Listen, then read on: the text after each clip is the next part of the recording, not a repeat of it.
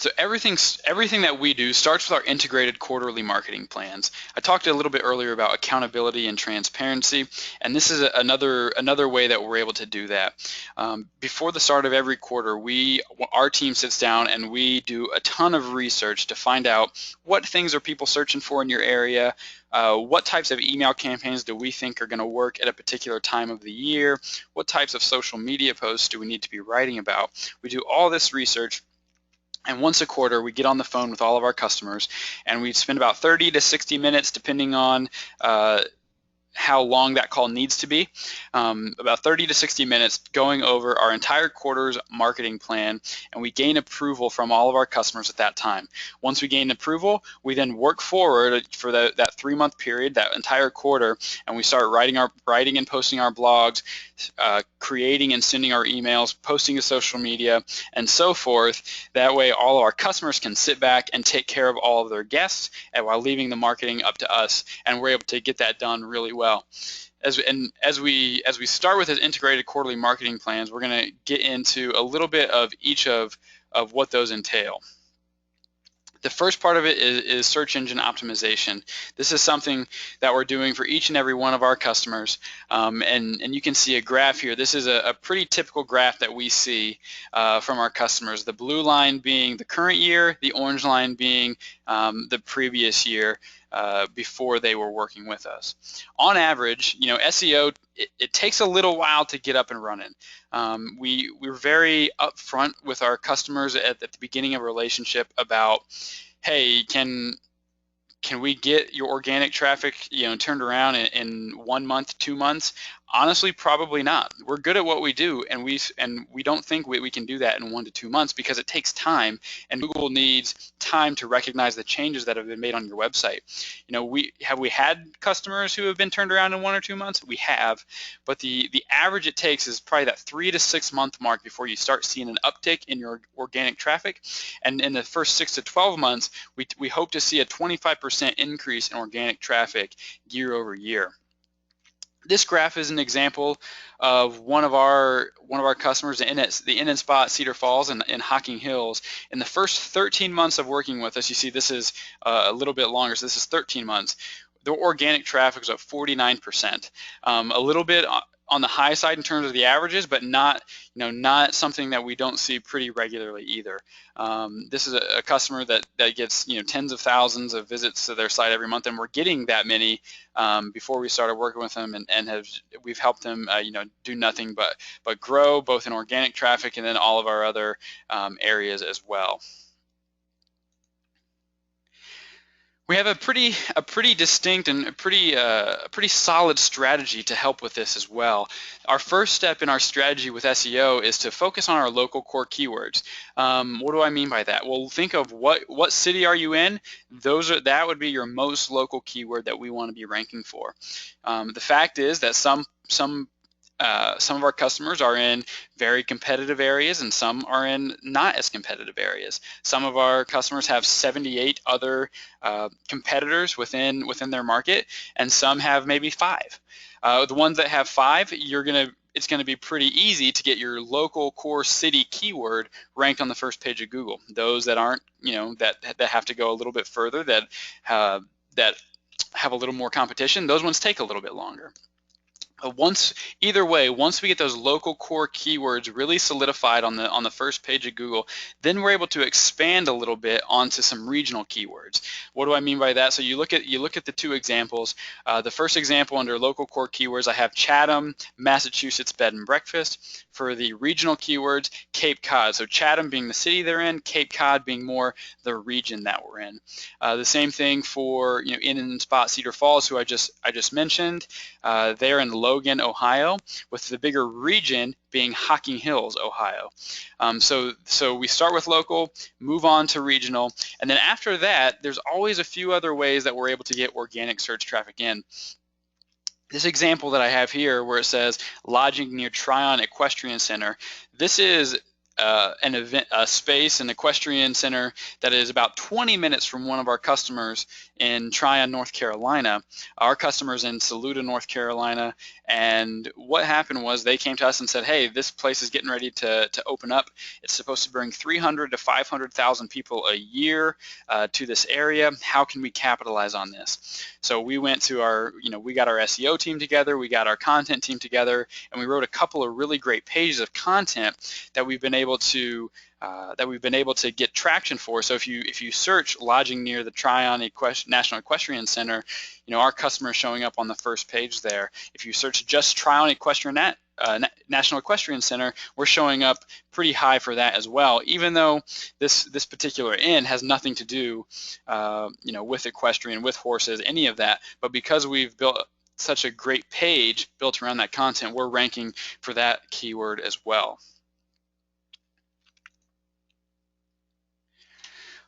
The next thing on our list here is blogging, and quite honestly, blogging and SEO are very much hand in hand. You can't really do one without the other, in our opinion. And if you do, you're not going to have the best results that you can unless you're doing both in conjunction with one another. I mentioned earlier we write weekly blogs for all of our customers, but what are we writing about exactly? All the blogs that we write are very keyword focused. And what I mean by that is we have a couple of tools that we use to do a lot of research to find out what people are searching for at a given time of the year.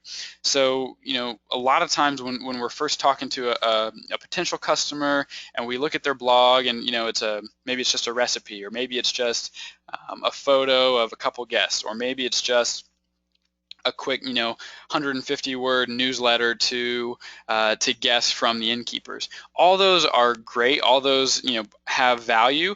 But what we found is that when we write keyword-focused content, not only can people get to the site and see it when they're already there, but people are actually going to find your site through those keywords that we are focusing on. As an example, we have a customer right now, and this graph actually is their traffic up in Chatham, Massachusetts, who I was just talking about. Right now they have a blog ranked that's for Cape Cod shark tours. Well, this is an 8-room bed and breakfast. This is not a tour agency. This has nothing to do with sharks. However, because we wrote this blog, because we know that travelers to that area are looking for things to do, looking for these shark adventures, we wrote a blog about that, and now that blog gets several hundred visitors every month to their website that wouldn't have been there otherwise. As you can see just by looking at the trajectory of this graph, the blogging piece really takes a little bit of time to get up and going full force as well, just like the SEO piece of our puzzle does. Again, blogging takes about 3 to 6 months to really start, bearing its teeth and making an impact. We're writing one blog every week, so by the time that third month comes around, we have anywhere between 12 and 15 blogs written. Google's had enough time to recognize, okay, this website is taking blogging seriously. They're committed to publishing content on a regular basis. What happens a lot of times is people will try blogging. They'll write 1 or 2 blogs a month for 2 months. They'll look at their analytics report, if they even look at the analytics, and they'll say, okay, well, I got no traffic to these pages. This is pointless. I'm giving up. Well, Google is basically vetting you in that way. They want to see who's in it for the long haul and who's not in it for the long haul. We've decided we want to be in it for the long haul, so we're writing these blogs once a week, and again, getting plenty of traffic for all of our customers. You can see here in this example, in the first 19 months of working with this customer, the blog has brought over 10,000 people to the website, including more than 8,100 simply from organic search. And you can see that year 2, so once January 15 to this graph shows through July of 2015, year 2 was even better than year 1, although year 1 started showing some really great signs of progress starting around that 3 to 6 month mark. Just to give you a little bit of clarification on what the colors represent on this graph, the blue is total traffic to the blog pages only on that website, and the orange line is all that traffic to the blog part of the website from organic search. So you can see nearly all of the blog traffic is coming from organic search, with it looks like about 2,000 visits that were coming from other sources like email marketing and social media. So we talked a little bit about, what is blogging perfect for? We talked about the organic traffic piece. What are people looking for when they're planning a vacation to your area? Think about the things that when guests are checking in, to your property, what questions are they asking you? They're asking you about restaurants. They're asking you about the best hiking trails in the area. They're asking you about the best winery tours, about you name it. All those things that people are asking you at the front desk, we can pretty much guarantee that people are asking that exact question to Google in a search before they ever step foot on your property. Knowing that piece of information, we want to make sure that we are writing in anticipation of what people will be searching for, having our websites found that way. What else are the blogs good for? Obviously, I mentioned the organic traffic, getting found by travelers while they're planning their vacation, and they're perfect to help repurpose for other marketing areas as well, mostly for social media and for email marketing. I always tell people I consider blogging kind of the lifeblood of what we do as a company, because our blogging strategy really feeds everything else. Because when we blog consistently, we're getting the organic traffic we get from the blogs, but we're also we can use this blog for an email campaign and focus on just the 10 best restaurants in downtown Charleston. And we can send an email out about the 10 best restaurants in downtown Charleston, and people are going to click on that email, click on that blog, and now they're going to recognize us as the expert of the area and not just another property in the area. We can do the same thing with social media. We can use, we can put that restaurant blog I just mentioned on Facebook. We can see how well it does from an organic standpoint. If we think we need to boost it a little bit, we can always boost it. But either way, the point is the blog is always going to be a great thing to repurpose, so we can constantly use it in all areas of our marketing. By the end of the first year, you'll see our goal there is to bring at least 1,000 visitors to the blog every month. Again, once we're in that 6 to 12 month range. So again, that's 1,000 additional visitors to your website that you're probably not getting if you're not blogging.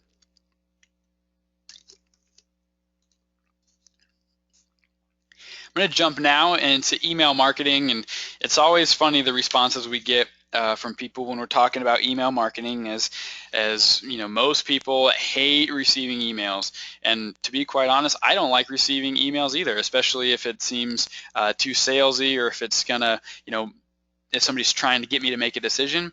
But the fact of the matter is, and again, going back to making data-driven decisions and not just a decision based on what Steven thinks is the right thing or what Matt thinks is the right thing, but we are able to look at the data, and the data with beyond a shadow of a doubt tells us that email marketing is one of the best ways to reach your audience.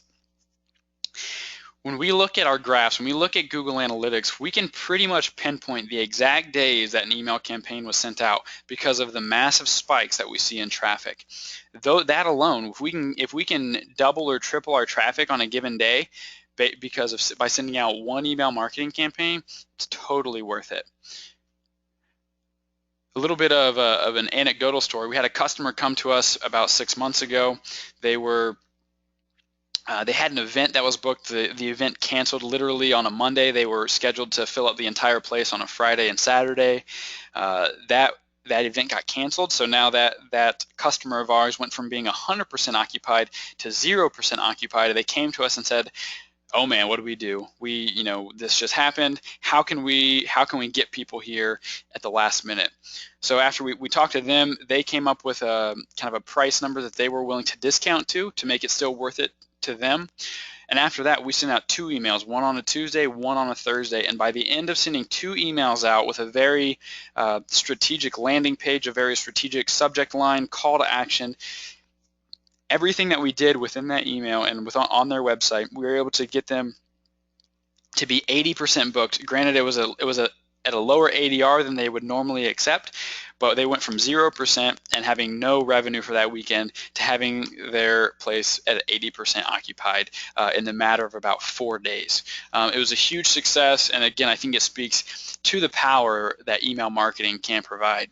Here's another quick example of how we've seen email marketing lead directly into bookings. This was a larger customer. This is a larger customer of ours, a vacation rental company who had a really large email marketing database. So when you see these numbers, they might not translate to you if you only have 5,000 or 8,000 people in your email marketing database, but this all, it's all can scale down to reach that. This particular customer had about 150,000 people in their email marketing database. Over the course of 6 months, we were able to drive 47,000 people, more than that, to their website as a result of those 12 email marketing campaigns. And each of those 12 email campaigns were better than any one email campaign they did prior to coming on with us as a customer. But again, we're not concerned, we want to get traffic to the website, but we believe our job doesn't end by just getting the traffic to the site. We want to make sure that traffic is converting into a booking, which is revenue, which is, at the end of the day, again, the thing that we are most concerned with providing for our customers. For this particular customer, you can see of the 12 email campaigns, we drove over $417,000 in e-commerce revenue according to Google Analytics. And this doesn't even take into account any potential phone bookings they may have had. This was only bookings, only e-commerce revenue bookings that came through the website that we were able to track in Google Analytics. Again, the power of email marketing is awesome. Another quick thing I haven't really touched on yet, but email marketing is great and probably the best way to get repeat guests. All the people who are on your database, at least initially, are more than likely people who have stayed with you in the past. What better way to get Stephen from Charleston and his wife back to your place in Cape Cod than sending me an email twice a month, so you are always on top of my mind. So when my wife and I go to plan another vacation, we're going to go with something we know, something we loved, something that we want to do again, and your emails are going to help stay on top of my mind when we're in that vacation planning process. Another thing I think that sets us apart is our dedication and our commitment to constantly improving and constantly testing our processes.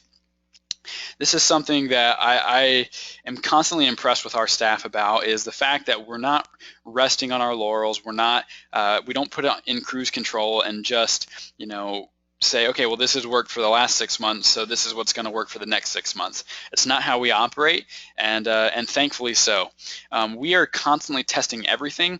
Email marketing is one place that we can test really frequently, but we're actually testing, all over the board. We test how to set up our blogs, how to research our blog topics, what types of social media posts do the best. From an email standpoint, this is the example we have in front of us right now, but we are testing almost every time we send out an email campaign. We test things like subject lines. Did you know that when you have a number in a subject line, it's probably going to get a higher open rate than if your subject line doesn't have a number in it?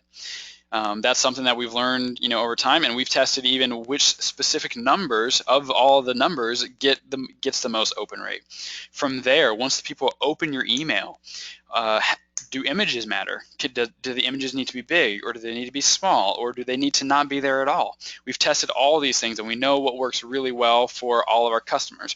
A quick caveat: every customer is very unique, and we're able to learn the nuances of each of those customers and the way that each of those customer lists respond to different things. So while the strategy by and large works for everyone, there's always going to be ways that we can tweak it for every specific customer that we can drive more and more results for that customer. From a content standpoint, do we want a lot of text? Do we want a little text? Does it matter what the content says at all? These are all things we've tested. A lot of our customers, we do featured properties in our emails. Is it better to have the big images of the featured properties at the top of the email, in the middle of the email, or at the bottom of the email? Again, something we've tested and we have a really good handle on. And again, with send times and send days, This is, again, something that we're testing constantly. The first time that somebody came to me and said, hey, I want to try to test sending an email out at 8 o'clock at night, I was like, why are we sending emails to people at 8 o'clock at night when they're hanging out with their families or, maybe kind of relaxing for the day? But we tried it. I thought it wasn't going to work. We tried it, and it was hugely successful. And now we've been able to test that for a lot of our customers to see if it works for their customer bases as well. Sometimes we find that it's only good for one customer base. Sometimes it's good for everyone. And again, that's just something that we're able to provide with that collective knowledge we have. We're able to apply that across the board for our entire customer base. Here are just a few numbers. We set a click-through rate goal for ourselves at 4%. Our customers see an average of about a 30% open rate and a 4% click-through rate every time we send out an email campaign. To give you a little perspective on that, we're following, okay, well, is this good? Is this bad? Do we need to improve? How can we improve? And just to kind of give you a gauge of where those numbers stack up, the travel industry average is what we've this is according to what we found from a MailChimp study, who's a big email marketing software provider, is that the average in the travel industry, the average email gets about a 22% open rate and only a 2.7% click-through rate. So right now, and we're going to continue to look for ways to get from 30 to 32 and get from 4 to 4.5.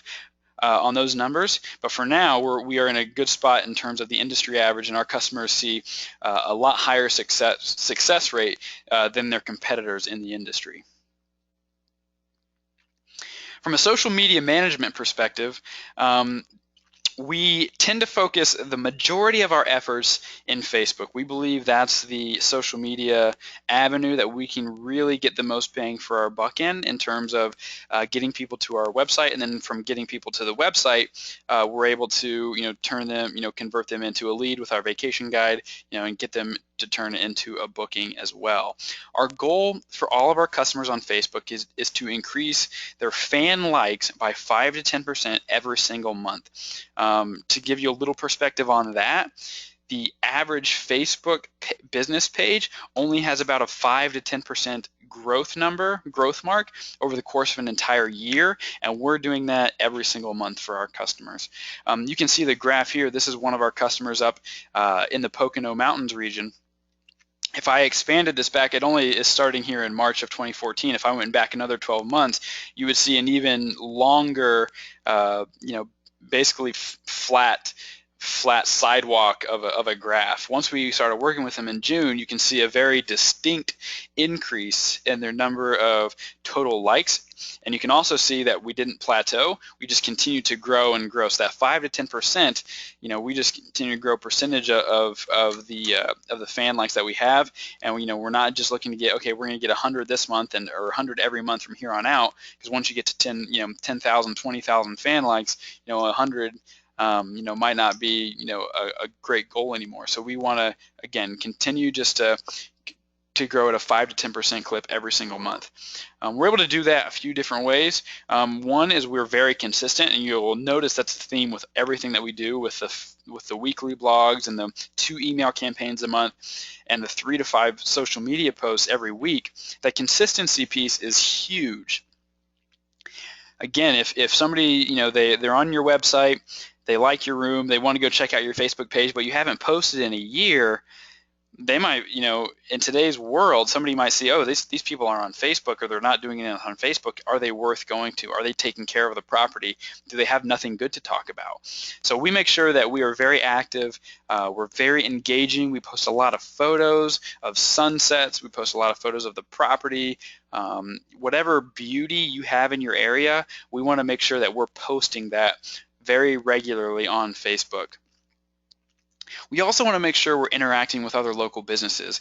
We don't want social media to be just about me, because quite frankly, if it's just about me, just about our customer, that's not very social. That's very inward thinking. So we want to be very social and interact with all the other local businesses in the area that you are aligning yourself with. So if there are restaurants in the area who you regularly send people to, we're going to want to follow their Facebook page. We're going to want to share their events. We're going to want to, share some of the photos that they post of maybe a dish of that night. We want to do everything we can to interact with local businesses where it makes sense. Another thing that we do for our customers is that we're able to respond to any comments and reviews that you get on your Facebook page. Most of the time, 95% of the time, we're responding to some sort of positive comment. We posted a great picture of a breakfast that was had, 2 weeks ago, and somebody replies, "Oh, I remember that breakfast like it was yesterday. My husband loves it. He wants me to have the recipe and make it for him at home. Can you send me the recipe?" Well, obviously that's not something that we can answer because we didn't have breakfast there 2 weeks ago. But then in that case, we would send you an email and say, "Hey, can you tell me what you made? Are you willing to give out this recipe? This guest really, is looking forward to making it for their family."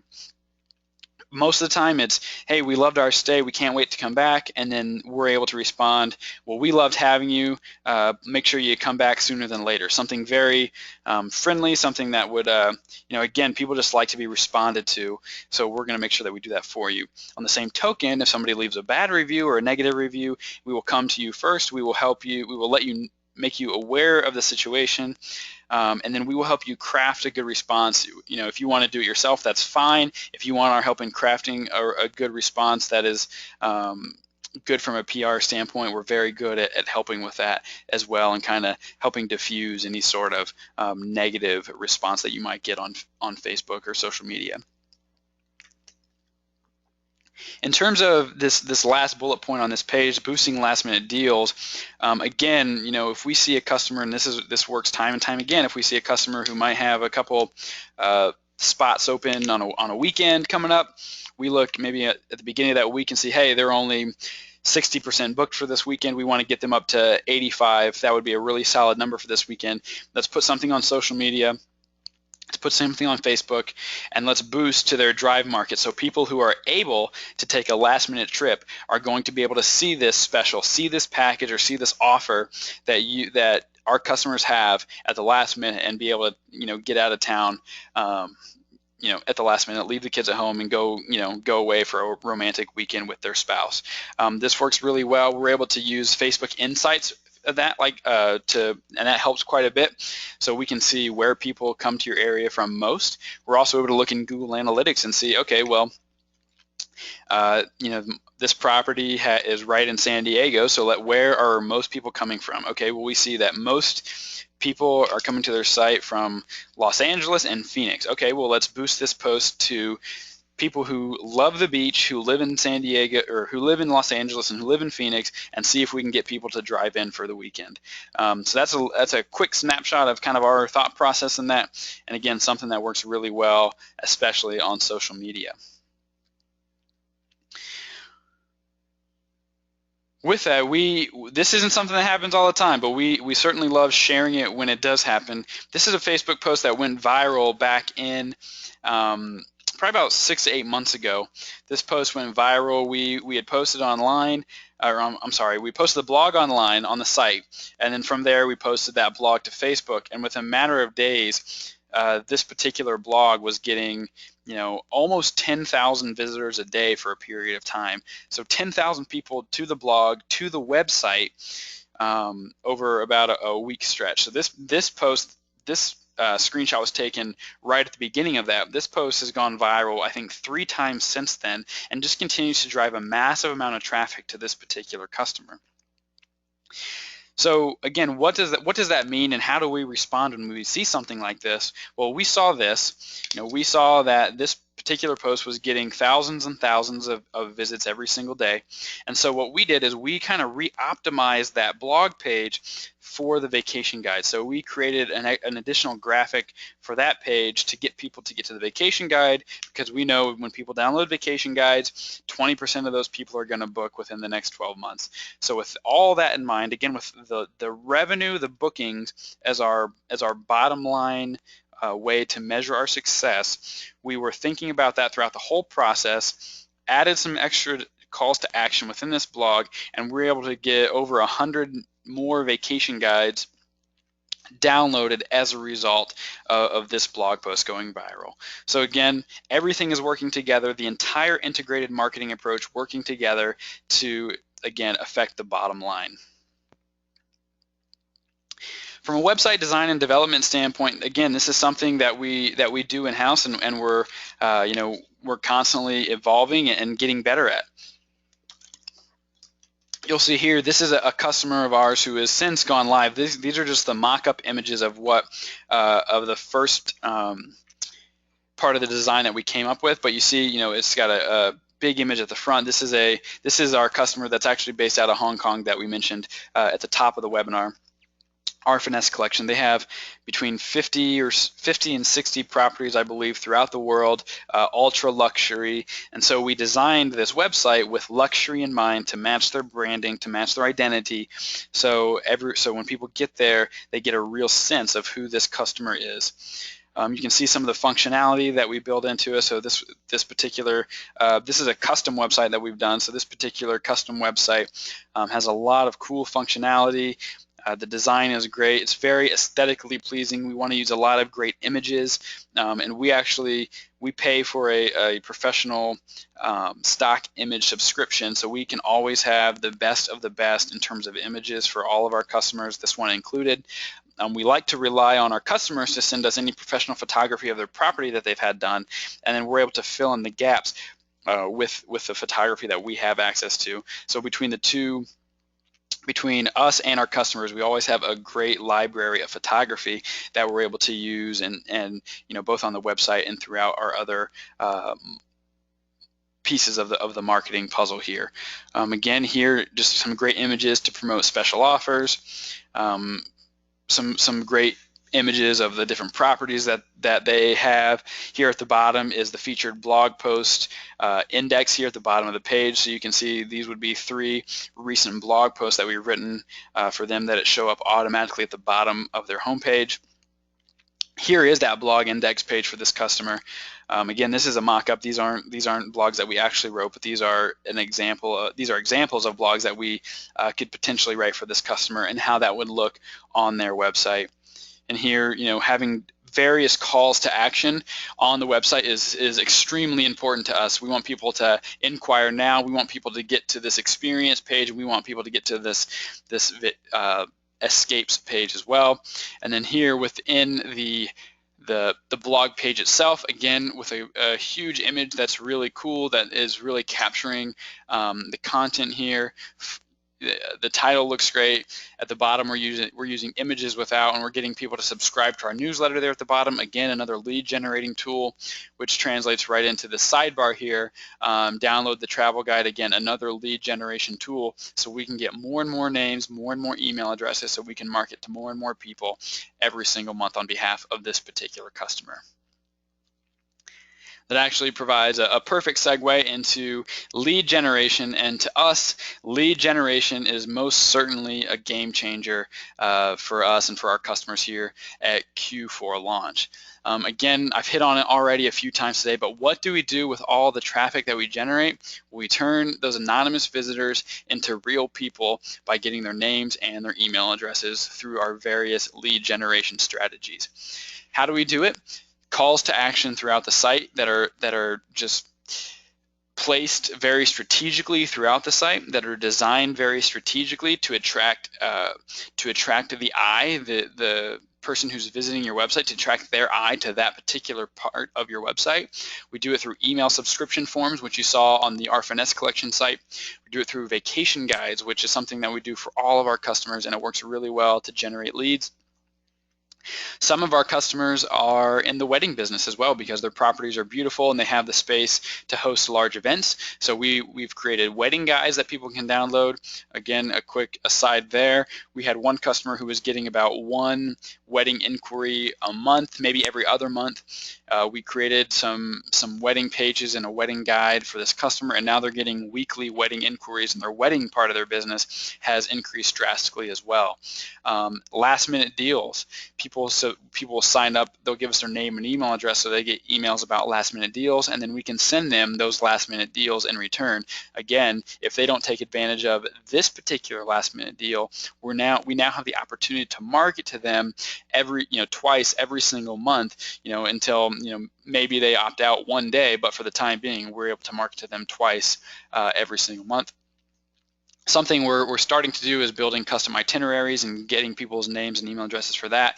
And then one or two of our customers also have a family-friendly guide for things to do with the entire family in their area. So I know we went through quite a lot here. It's a pretty good snapshot of who we are at Q4Launch and what we do for our customers. We do have a few minutes left over. We want to be wrapped up here no later than 3 o'clock and be respectful of your time. But if you do have any questions, and we have some coming here down in the chat panel, please feel free to submit those, and we can take some time here at the end, and I can answer any questions that you have that I might not have covered during the first 45 minutes or so.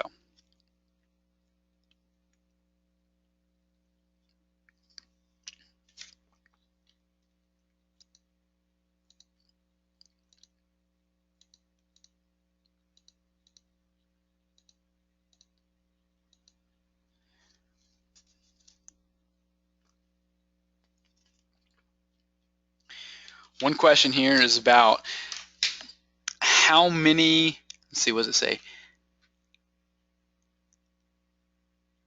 How do you know that 20% of all people who download a vacation guide are going to book a room? Well, to be quite honest, that's not anything that we knew. We didn't know that 20% was going to be that number. What happened was we were testing it with several customers for a long time, and over the course of time, that number was unbelievably close to 20% every single time. It didn't hardly sway at all. We never had months where it was down even at 14 or 15%. We didn't have months where it was up at 24, 25%.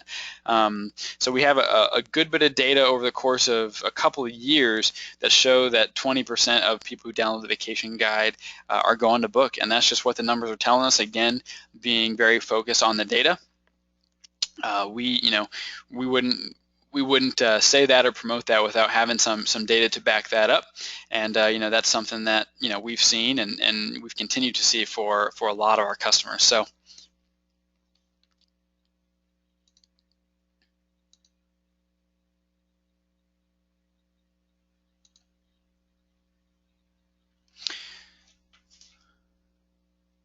another question about how we handle Google Analytics. Again, good question. That's something that we are in the data all the time, so we are looking at Google Analytics literally on a daily basis. A member of our staff is in it every single day, and we're always looking in there to see what's going well, what could use some help. If something needs help, how do we address that, and how do we turn that around?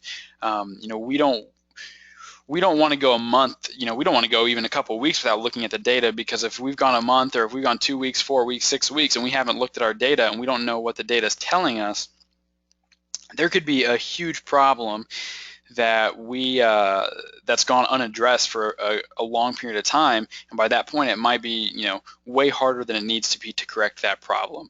A quick example of that: we had a customer about a year ago now who we looked about a week and a half after a problem had started. What had happened was, another company had basically taken over their name. So even on a branded search, if they search for this customer's name, this customer was showing up in the Google map, but when you clicked on it, it was going to another company's website. So again, it happened. It lasted for about a week and a half, and then we were able to start the process of taking back that or getting rid of that URL where all the traffic was going to, and getting it back to our site, and that took another about a week or two. So had that gone any longer, we would have just delayed that process, and more of their traffic would have been lost to this other website. But fortunately, we were diligent and we saw it early, and we were able to minimize the damage of that. So just one example. And on the flip side, we were able to react really quickly with that Facebook post that I showed you a second ago about about the hiking trails that went viral. We saw that within a couple days, and we were able to react really quickly and use that for our benefit.